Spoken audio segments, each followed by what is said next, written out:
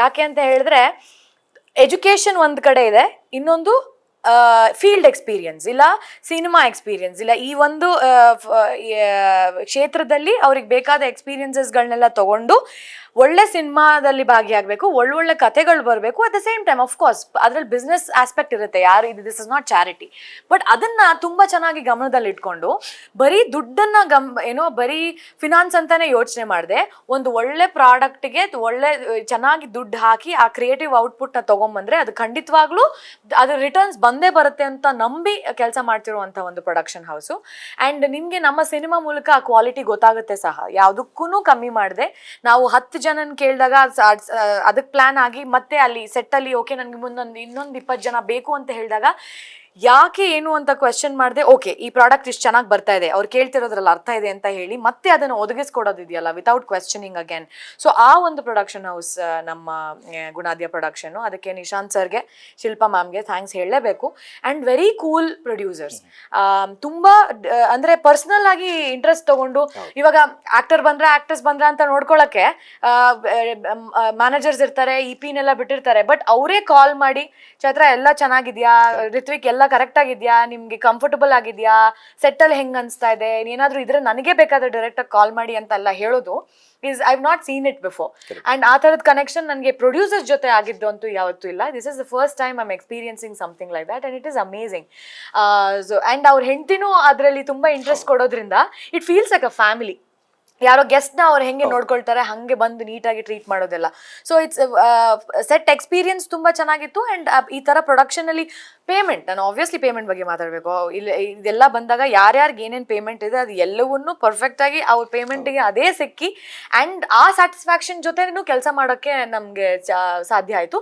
So ಎಲ್ಲೂ ನಾವು remind ಮಾಡಬೇಕಾಗಿಲ್ಲ, ನನ್ನ ಪೇಮೆಂಟ್ ಬಂದಿಲ್ಲ, ಇದು ಲೇಟ್ ಆಯಿತು, ಯಾವುದು ಇದು ಈ ಪಾಯಿಂಟ್ವರೆಗೂ ನಾನು ಕೇಳ್ದೇನೆ ಅದು ನನ್ನ ಅಕೌಂಟಿಗೆ ಬಂದ್ಬಿಟ್ಟಿದೆ. ಸೊ ಅದಕ್ಕೆ ನಾನು ಥ್ಯಾಂಕ್ಸ್ ಹೇಳ್ಬೇಕು. Yeah, I mean to work with somebody like that is definitely a luck.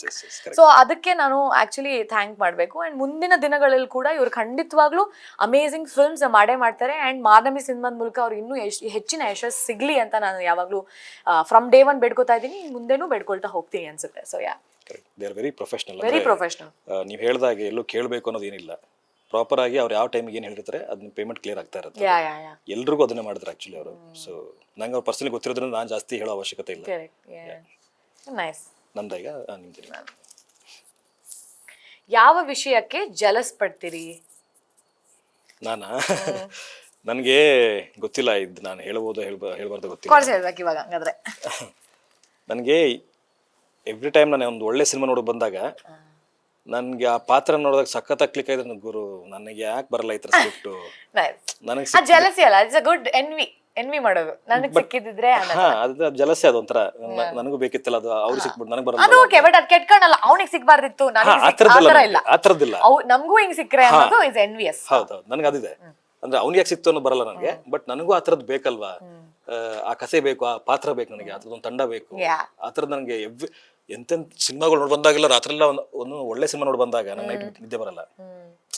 ಹೆಂಗ್ ಮಾಡಿದವ್ರು ಆ ಸಿನಿಮಾನ, ಹಾ ನನಗೆ ಯಾಕೆ ಬರ್ತಿಲ್ಲ, ನಾನು ಹೆಂಗ್ ಕ್ರಿಯೇಟ್ ಮಾಡ್ಲಿ ಇವಾಗ ಅದನ್ನ, ಅದ್ ನಂಗೆ ತಲೆಗೆ ಓಡ್ತಾ ಇರುತ್ತೆ. ಸೊ ಆ ಥರದಲ್ಲಿ ಒಂದು ಸ್ವಲ್ಪ ಜಲಸ್ ಇದ್ದೀನಿ.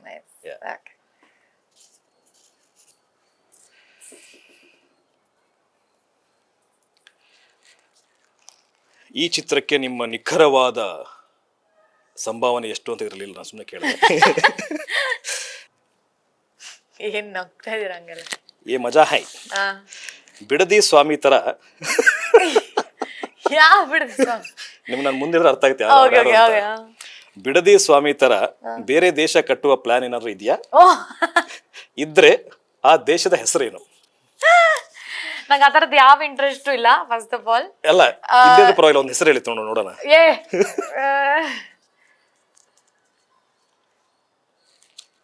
ಏನಿಡೋದು? ಅವ್ರ ದೇವಲೋಕ ಅಂತಾನೆ ಇಟ್ಟಿದಾರಲ್ಲ ಮೋಸ್ಟ್ಲಿ. ಇಲ್ಲ, ಕೈಲಾಸ. ಕೈಲಾಸ, ಕರೆಕ್ಟ್. ಕೈಲಾಸ. ಸೊ ನಿಮ್ದು? ವಿಷ್ಣು ವಿಲಾಸ. ಗೊತ್ತಿಲ್ಲಪ್ಪ ಹೆಂಗಿಡೋದು, ಅವ್ರಿಗೆ ಸೂಟ್ ಆಗ್ತದೆ ಅದು, ನಮ್ಗೆ ನಾನೇನ್ ಇಡ್ಲಿ? ವಿಷ್ಣು ವಿಲಾಸ ಯಾಕೆ ಬಂತಲ್ಲ ನಿಮ್ಗೆ? ಅದಕ್ಕೆ ಪ್ರಾಸ ತರ ಹೇಳಿದೆ ಅಷ್ಟೇ. I can't get creative. ಇದು ತುಂಬಾ ಕಠಿಣ ಕ್ವೆಶ್ಚನ್. ಕಠಿಣ ಆಯ್ತಾ ಇದು? ತುಂಬಾ ಕಠಿಣ ಆಯ್ತು. ಓಕೆ, ನೀವು ಇವಾಗ I really can't think of one. ಏನಾದ್ರು ಇದು ಎಂಡ್ ಆಗೋ ಅಷ್ಟರಲ್ಲಿ ಏನಾದ್ರು ತಲೆಗೊಳ್ಳೋದ್ರೆ ಹೇಳ್ತೀನಿ ಆಯ್ತಾ. ನಿಮ್ಮ ಪ್ರಿಯತಮ ಅಥವಾ ಪ್ರಿಯತಮೆಗೆ ಡೆಡಿಕೇಟ್ ಮಾಡುವ ಹಾಡು ಯಾವುದು? ಅದು ಅವ್ರು ಯಾರಲ್ಲಿ ನಿಮ್ಮ ಹೆಂಡತಿ ಮಾಡಿ ಪ್ರಿಯತಮೆಗೆ ಮಾಡ್ಬಿಟ್ಟು ಮನೆಗೆ ಸೇರ್ಸ್ಕೊಂಡಿಲ್ಲ ಅಂದ್ರೆ ಕಷ್ಟ ಆಗತ್ತೆ. ಸೊ ಇವಾಗ ಮಗು ಸೊ ಯಾವ ಪ್ರಿಯತಮೆ ಇದ್ರು ಫೀಲ್ ಮಾಡ್ಕೊಂಬೇಡಿ, ಅವ್ರ ಸಿಚುವೇಶನ್ ಅಲ್ಲಿ ಇಲ್ಲ ಈಗ. ಹಂಗೇನಿಲ್ಲ. ಯಾವ ಹಾಡು? ಈ ತರ ಹಾಡುಗಳಿಗೆ ತಲೆಗೆ ಬರಲ್ಲ ಪಟ್ಟ ಅಂತ ಕೇಳಿದ ತಕ್ಷಣ. ನಿಮ್ ಫೇವರೇಟ್ ಸಾಂಗ್ ಯಾವುದು?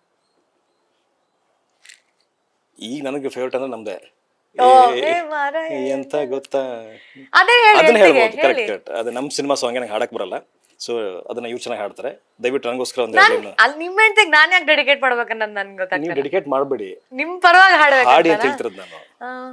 ಅರೆರೆ ಎಂತದೋ ರಗಳೆಯಾಗಿದೆ ಅವಳ ನೋಡಿದ ಕೂಡಲೇ, ಹಸಿದ ಕಂಗಳು ಬಲೆಯ ಬೀಸಿದೆ ಹುಡುಕಬಾರದೆ ಸುಮ್ಮನೆ, ಈ ಹವಾಮಾನ ಬಿಗುಮಾನ ತಂದು ಸೋಕಿದೆ ಅನುರಾಗದ ನೋವಾದ ನೀನೆ, ನಿನ್ನ ನಯವಾದ ನೋಟಾನೆ ಬಲು ಸ್ವಾದ, ನಾ ಹೇಗೆ ಬಾಳಲಿ ಹೇಳುವಾದ, ಏ ಮಾರಾಯ್ತಿ ಹೆಂಗಂತ ಗೊತ್ತಾ, ನೀ ಎಂತಕ್ಕೆ ಬರ್ತಾ ಬರ್ತಾ ಈ ಮುಂಡೆನೆ ಹಾಳಾಗಿದೆ ನಂಗೆ ಯಾಕೆ ಬೇಕಿತ್ತ. ನಾವು ಅದು ಜೆಂಡರ್ ಚೇಂಜ್ ಮಾಡ್ಬಿಟ್ಟು ಹಾಡ ಟ್ರೈ ಮಾಡಿದ್ವಿ ಅವ್ರ ಹೆಂಡತಿಗೋಸ್ಕರ ಅಲ್ವಾ. ಆ ಹಾಡು ನಾನು ನೈಸ್ ಗುಡ್. ನೀವು ಈ ಕ್ವಶನ್ಸ್ ಎಲ್ಲ ಚೆನ್ನಾಗಿ ಹುಡುಕಿದ್ರೆ ಆಕ್ಚುಲಿ. ನನ್ಗೆಲ್ಲ ಸೀರಿಯಸ್ ಕ್ವಶನ್ಸ್ ಬರ್ತಾ ಇದೆ, ನಿಮ್ಗೆಲ್ಲ ಮಜಾ ಮಾಡ್ಕೊಂಡು ಯಾರ್ಯಾರಿಗೋ ವಿಶ್ ಮಾಡಿ ಹಾಡು ಹೇಳಿ ಅಂತ. ಇಲ್ಲ ಇದು ಕಾಮಿಡಿ ಆಗಿ ಇದೆ. ಚರಣ್ ರಾಜ್ ಹೀರೋ ಆಗಿ ನಟಿಸಿದ್ರೆ ಯಾವ ರೀತಿ ಪಾತ್ರ ಅವರಿಗೆ ಹೆಚ್ಚು ಸೂಕ್ತವಾಗುತ್ತೆ ಅಂಡ್ ಯಾಕೆ? ಚರಣ್ ರಾಜ್ಗೆ ಸದ್ಯಕ್ಕೆ ಸೈಕೋ ಫಿಲ್ಮ್ ಸೂಟ್ ಆಗುತ್ತೆ, ಯಾಕಂದ್ರೆ ಅವ್ರು ಒಂದೇ ರೂಮಲ್ಲಿ ಕೂತ್ ಮ್ಯೂಸಿಕ್ ಮಾಡಿ ಮಾಡಿ ಮಾಡಿ ಅವ್ರ ಹೊರಗಡೆ ಪ್ರಪಂಚನೇ ನೋಡಕ್ ಸಿಗ್ತಾ ಇಲ್ಲ. So I think will become a psycho film ಅವ್ರಿಗೆ ಸೂಟ್ ಆಗುತ್ತೆ. ಹೇರ್ ಕಟ್ ಹಂಗೆ ಮಾಡಿಸ್ಬಿಟ್ಟಿದ್ದಾರೆ ಅವರು. ಎಷ್ಟು ಶಾರ್ಟ್ ಹೇರ್ ಕಟ್ ಮಾಡಿಸ್ತಾ ಇದಾರೆ, ಯಾಕೆ ಅಂದ್ರೆ ಎಷ್ಟು ದಿನ ಅವ್ರು ಒಳಗಡೆ ಕೂತ್ ಮ್ಯೂಸಿಕ್ ಮಾಡ್ತಾರೆ, ಅದ್ ಹೇರ್ ಗ್ರೋತ್ ಆದಾಗ ಮತ್ತೆ ಅದು ಕಟಿಂಗ್ ಶಾಪ್ ಹೋಗಕ್ ಟೈಮ್ ಸಿಗಲ್ಲ ಅಂತ ಫುಲ್ ಟ್ರಿಮ್ ಮಾಡಿಸ್ತಾ ಇದಾರೆ. ಸೊ ಇಲ್ಲ ಹುಚ್ಚ ಫಿಲ್ಮ್ ಸುದೀಪು, ಇಲ್ಲ ಅಂದ್ರೆ ಸೈಕೋ ಫಿಲ್ಮ್ ಮಾಡ್ತಾರೆ, ಚೆನ್ನಾಗಿರುತ್ತೆ ಅಂತ ನನ್ನ ಒಂದು ಅಭಿಪ್ರಾಯ. ಚರಣ್ ಅವರೇ ಸೂಟ್ ಆಗುತ್ತೆ ಸದ್ಯದ ಒಂದು ಸಿಚುವೇಶನ್ಗೆ ನಿಮ್ಗೆ. ಸೋನು ಗೌಡ ಅವರ ಪಾತ್ರದ ಮಹತ್ವ ಏನು? ಸೋನು ಗೌಡ ಅವರು ಒಂದು ಮುಖ್ಯ ಭೂಮಿಕೆಯಲ್ಲಿ ನಟಿಸಿರುವಂತ ಚಿತ್ರ ಮಾರ್ನಮಿ. ಹೇಳ್ಬೋದು ಇದ್ರಲ್ಲಿ ಏನು ಅದೇನು ಟೀಸರ್ ಎಲ್ಲ ಗೊತ್ತಾಗಿದೆ. ಅದು ಬೇಸಿಕಲಿ ಅವರು ನನ್ನ ತಾಯಿ ಪಾತ್ರ ನಿರ್ವಹಿಸಿದ್ದಾರೆ. ಅದು ಹೆಂಗೆ ಕನೆಕ್ಟ್ ಆಗುತ್ತೆ ಅನ್ನೋದು ನೀವು ಸಿನಿಮಾ ನೋಡಿದಾಗ ಗೊತ್ತಾಗುತ್ತೆ. ಬಟ್ ತುಂಬಾ ಚೆನ್ನಾಗಿ ಅದ್ಭುತವಾಗಿ ಕಾಣಿಸ್ಕೊಂಡಿದ್ದಾರೆ. ಅದೇ ಇಷ್ಟು ದೊಡ್ಡ ಮಗಂಗೆ ಅವ್ರು ಹೆಂಗೆ ತಾಯಿಯ ಕಾಣಿಸ್ತಾ ಇದಾರೆ ಅಲ್ಲಿ ಅದು ನೀವು ಸಿನಿಮಾ ನೋಡಿದಾಗ ಗೊತ್ತಾಗುತ್ತೆ. ಅಂಡ್ ಎಲ್ಲರೂ ಅನ್ಕೊಂಡಿರ್ತಾರೆ ಸೋನು ಅವ್ರ ಅಂದ ತಕ್ಷಣ ಗ್ಲಾಮರಸ್ ಆಗಿ ಹೆಂಗಿರ್ತಾರೆ ಅಂತ. ಬಟ್ ಈ ಪಾತ್ರಕ್ಕೆ ಅವ್ರು ಎಷ್ಟು ಚೆನ್ನಾಗಿ ಸೂಕ್ತವಾದ್ರು ಅಂತಂದ್ರೆ ನಾವು ಕೂಡ ಫಸ್ಟ್ ಡೌಟ್ ಇತ್ತು ನಮ್ಗೆ. ನಿಶಾಂತ್ ಅವರು ನಾವೆಲ್ಲ ಹುಡುಕ್ಬೇಕಾದ್ರೆ ನಿಶಾಂತ್ ಅವ್ರು ರೆಫರ್ ಮಾಡಿದ್ರು ಸೋನು ಗೌಡನ್ನ, ಹೆಂಗ್ ಸಾಧ್ಯ ಇದು ಅಂತ ಎಲ್ಲ ಇದ್ವಿ. ಅದಾದ್ಮೇಲೆ ಒಂದಿಷ್ಟು ಫೋಟೋ ತರಿಸ್ಕೊಂಡೆಲ್ಲ ನೋಡಿದಾಗ, ಆಮೇಲೆ ಲುಕ್ ಟೆಸ್ಟ್ ಆ ಥರದ್ದೆಲ್ಲ ಒಂದು ಅವ್ರಿಗೆಲ್ಲ ಗೆಟಪ್ ಕೊಟ್ಟಾಗ ಅನಿಸ್ತು ಲಿಟ್ರಲಿ ಅವರು ಆ ಪಾತ್ರಕ್ಕೆ ಜೀವ ತುಂಬಿದ್ದಾರೆ. ತುಂಬಾ ಚೆನ್ನಾಗಿ ಮಾಡಿದ್ದಾರೆ.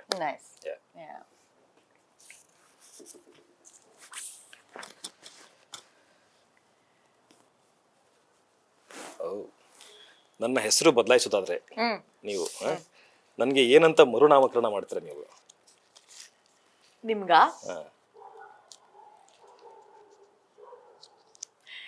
ನಿಮ್ಗೆ I don't know, I mean it's just a feeling. Arjun ಅನ್ನೋ ಹೆಸರು ನಿಮ್ ಮುಖಕ್ಕೆ ಸೂಟ್ ಆಗುತ್ತೆ ಅನ್ನೋದು ನನ್ನ ಅನಿಸಿಕೆ. ಅರ್ಜುನ್ ನನ್ನ ಆಕ್ಚುಲಿ ಹೆಸರು ತುಂಬಾ ಇಷ್ಟ. ಅರ್ಜುನ್ ಅಂತ ಏನೋ ಅರ್ಜುನ್ ಅಂತ ಕರೆದ್ರೆ ನೀವು ತಿರುಗಿ ನೋಡಿದ್ರೆ ನಿಮ್ ಹೆಸರಿಗೆ ಅದು ಸೂಟ್ ಆಗುತ್ತೆ ಅನ್ನೋ ತರ ಏನೋ ಒಂದ್. ಸೊ ನನ್ನ ಅಪಿಯರೆನ್ಸ್ ಗೆ ಅರ್ಜುನ್ ಅಂತ ಸೂಟ್ ಆಗುತ್ತೆ. Arjun thank you. ಅರ್ಜುನ್ ಹಂಗೆ. ಓಕೆ. ಋತ್ವಿಕ್ ಚೆನ್ನಾಗಿದೆ. ಋತ್ವಿಕ್ ನನಗೆ ಗೊತ್ತಿರೋ ಫ್ರೆಂಡ್ ಯಾರು ಋತ್ವಿಕ್ ಇಲ್ಲ. ಸೊ ನೀವು ಒಂದೇ ಹೆಸರಂಗೆ. ಸೊ ಅದು ಚೆನ್ನಾಗಿದೆ. ಬಟ್ ಇದು ಕ್ವಶನ್ ಇಂದ ರಶ್ಮಿಕಾ ಮಂಡನ್ನಾಗೆ ಡೈರೆಕ್ಟ್ ಮಾಡುವ ಅವಕಾಶ ಸಿಕ್ಕರೆ ಕಥೆಯ ಒನ್ ಲೈನ್ ಏನು?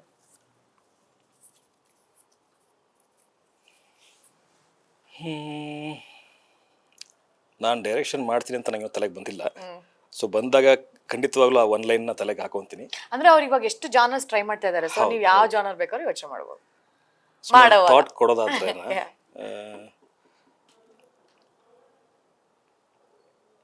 ಅವ್ರೇನ್ ಮಾಡಿಲ್ಲ ಅದನ್ನ ಯು ಕ್ಯಾನ್ ಚೂಸ್. ಅದೇ ಯೋಚನೆ ಮಾಡ್ತಿದ್ದೆ, ಅದು ಯಾವ ಸಿನಿಮಾಗಳು ಮಾಡಿದ್ದಾರೆ ಆ ಪಾತ್ರಗಳು ಒಂದ್ಸಲಿ ಇದು ಮಾಡಿ ರೀಕಾಲ್ ಮಾಡ್ಕೊಂಡೆ. ಕಾಮಿಡಿ ಮಾಡಿಲ್ಲ ಅನ್ಸುತ್ತೆ ಅವರು. ಕಾಮಿಡಿ ಮಾಡಿಲ್ವಾ ಅವರು? ಓಕೆ,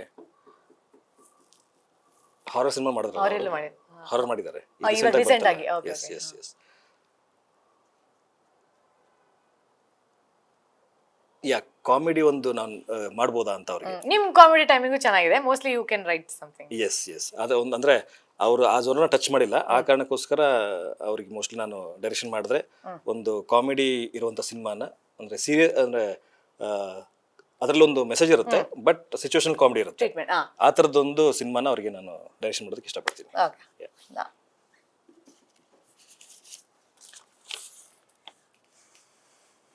ನೀವು ಕಂಡುಕೊಂಡ ಜೀವನದ ಬಹುದೊಡ್ಡ ಸತ್ಯ? ಬಹುದೊಡ್ಡ ಸತ್ಯ, ನಾವ್ ಅಷ್ಟೊಂದೇನು ಇಂಪಾರ್ಟೆಂಟ್ ಅಲ್ಲ ಅನ್ನೋದು. ವಾವ್. ನಾವು ಅನ್ಕೊಂತೀವಿ ನಾನ್ ಮಾಡೋದು, ನಾನ್ ಹೇಳೋದು, ನಾನ್ ಇವಾಗ ಒಂದ್ ಪೋಸ್ಟ್ ಹಾಕ್ತೀನಿ ಅದೇ ಮುಖ್ಯ, ನಾನೇನೋ ಒಂದ್ ಹೇಳ್ಬಿಡ್ತೀನಿ, ನಾನ್ ಪ್ರೆಸೆನ್ಸ್ ಅದೇ ಮುಖ್ಯ ಅಂತ. ಜನಕ್ ಸಾವಿರಾರು ಕೆಲಸ ಇದೆ. ಆ ಕ್ಷಣಕ್ ನನ್ ಪೋಸ್ಟ್ ನೋಡಿ ಅವ್ರು ಇನ್ನೊಂದ್ 30 ಪೋಸ್ಟ್ ಎಕ್ಸ್ಟ್ರಾ ನೋಡ್ತಾ ಇರ್ತಾರೆ. So I am not that important. ನನಗ್ ನಾನ್ ಮಾಡೋ ಕೆಲಸ ಇಂಪಾರ್ಟೆಂಟ್ ಅಷ್ಟೇ. ಅವ್ರಿಗೆ ಯಾರಿಗೂ ನಾವು ಅವ್ರು ಮಾಡ್ತಿರೋದು ಇಂಪಾರ್ಟೆಂಟ್ ಇರುತ್ತೆ. So we are not so important ಅನ್ನೋದು I realise. Very nice, very nice.